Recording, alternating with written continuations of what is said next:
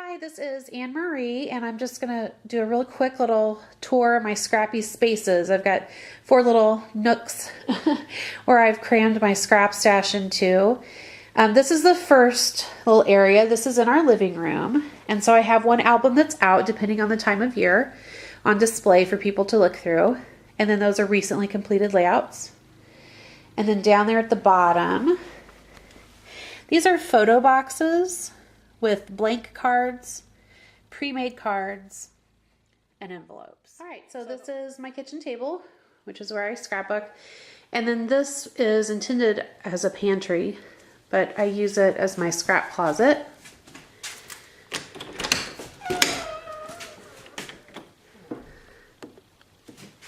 All right, so we have on the top shelf, I've got small embellishments, big embellishments, Christmas, and then lots of stuff for stamping and my general tools. And I'll pull some of these out in a minute. Then on this shelf, it's mostly paper. So I have my 12 by 12, my 8.5 by 11 border strips, and 6 by 6 pads and specialty pads. And then this little corner is more stamps to be filed into my system, and like my small alphabet stamps. And then down here on this shelf, those are my stamp binders, and then my trimmer and more bins of embellishments. Okay.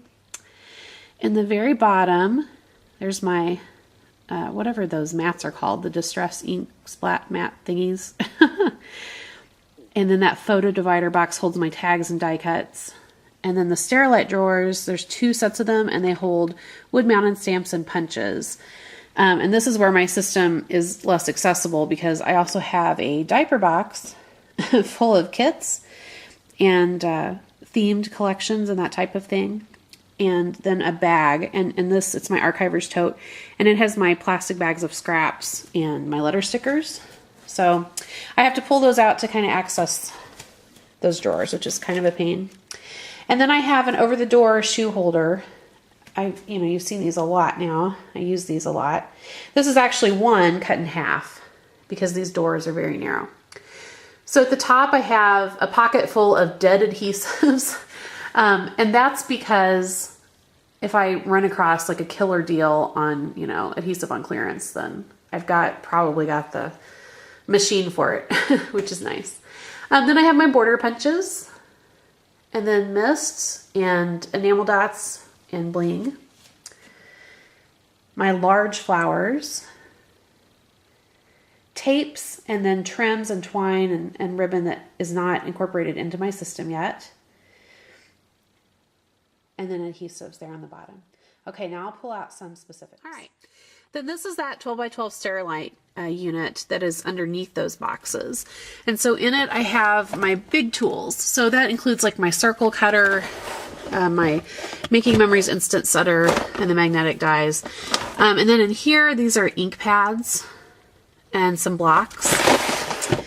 And then in the bottom drawer, look at my pretty rainbow of embossing powders. How pretty is that? So those are all my embossing supplies. Oh, and acrylic blocks. All right, so next are my small embellishments, and I'll pull those out and show you those. All right. So I pulled all of those out of their little cubbies just so I could show you. This is a random, container from something, I don't know, tea. And inside I got little bits and bobs. So these are like little tags and small spot type embellishments. These, it's kind of random right now. These are Flare from Glory.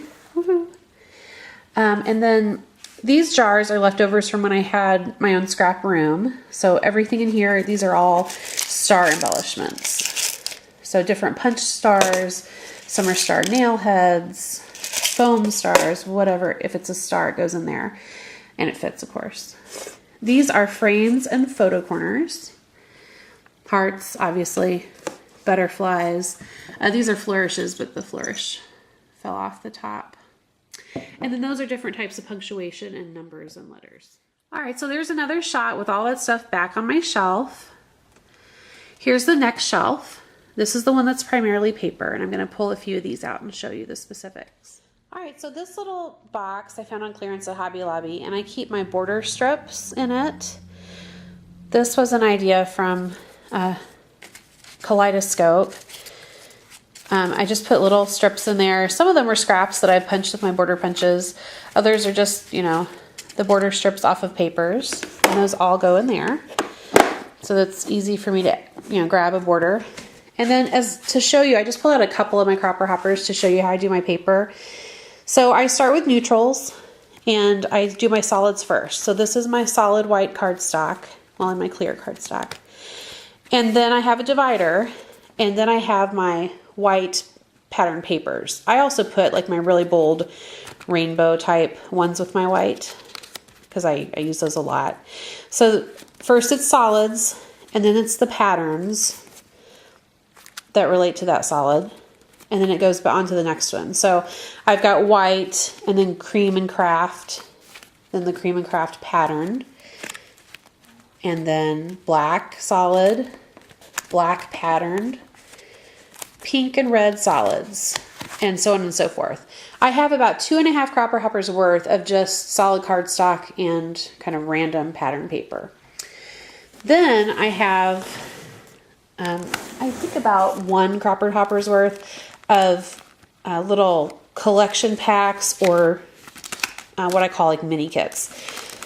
So for a mini kit, I'll have a couple of coordinating sheets of paper, and then I will also have complementary cardstock. So I'm trying to find like a quick example. This is a very basic one because it's only one of each. So there's the piece of pattern paper, and then there's the cardstock that I pulled that matched it. And so those are all together, and I can just kind of flip through them and decide what I'm wanting to use. And I've already got like a whole set already made and ready for me to use. And I love doing this. And this is what I do primarily anymore, is that I make these little mini kits, and then I can just, you know, grab them and grab some embellishments, and I have a page kit pretty quick.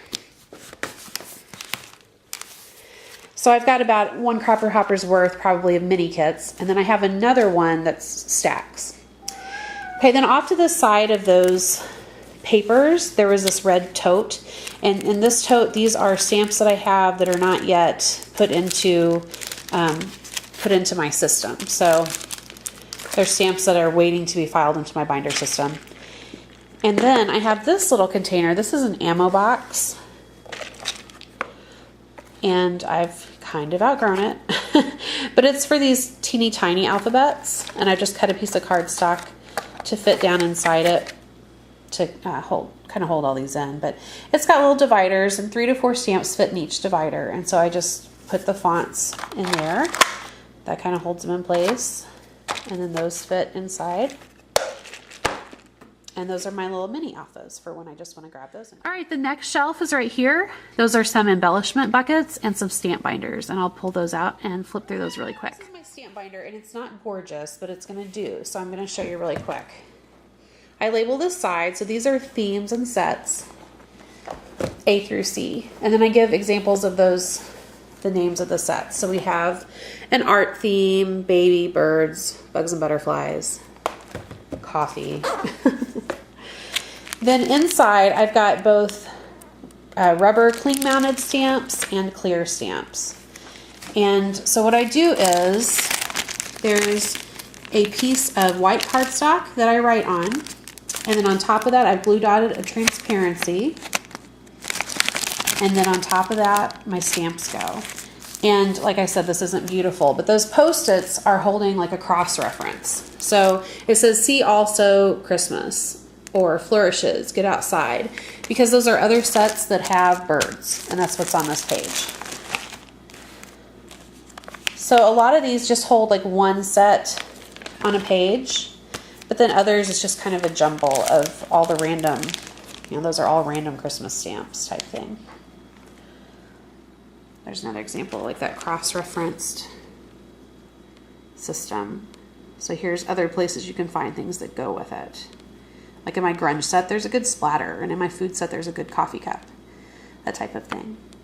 And so I've done this with all of my stamps. I have themes, I have sets, I have fonts and journaling, and all of that good stuff. And that's where that all resides, is on that bottom shelf. This is a divided photo sorter box, and I don't love it for what I'm using it for right now, but I don't have room for a different system yet. So what's inside it are all my tags sorted by color. So like journaling spots, tags, labels.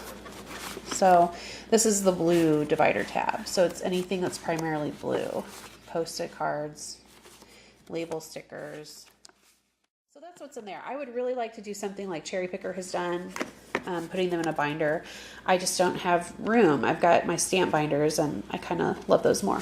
So, all right, in my diaper box, these are kits, like page kits. And basically if it holds embellishments. So I have, room for the mini kits in my copper hoppers, but these are a little bulkier. So this was a rack that I received from Sue. This is an ongoing baby book project. These are different page kits that I've packed. And they're just in poly envelopes or in a 2-gallon. I went ahead and pulled it out so you can see how I access the drawers. I've got my wooden stamps over on that side in piles. And then my punches and things for minis over on this side. All right, so just one last shot of, this is the main area of my scrapbooking storage.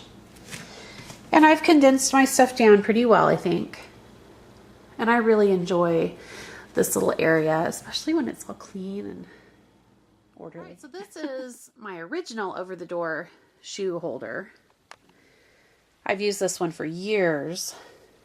And this is on our bedroom closet door. So up at the top are my paints, then different fixatives and different mediums, some random leftover foam stamps.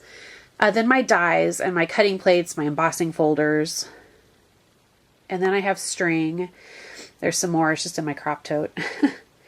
And then this also, I have my little gift wrap station just inside the closet. And so there's some gift wrap things here too, like the punchinella and those little bags and containers and raffia. I have my silhouette supplies in here because my silhouette is on our desk in our bedroom. Then there's just random large tapes like the foil tape and packing tape. And then in here are different types of templates and masks. I do with a couple album shots just because that's more pretty than my messy closet, I think. This is my son's album. I did not know he was a boy yet. I might rework that page actually. But this is out because he just had his birthday. So it's his birthday month. So we have his album out for display. His birthday is coming up in a few weeks. So he's getting his album's getting its turn out here next. So I'm actually getting ready to put this one up. Then after that, it's my birthday. So my album gets to come out here. And then we'll do vacation albums and a family and friends album out.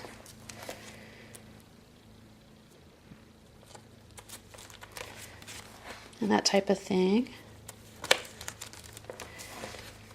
So I don't scrap chronologically, but I try to put them into albums chronologically.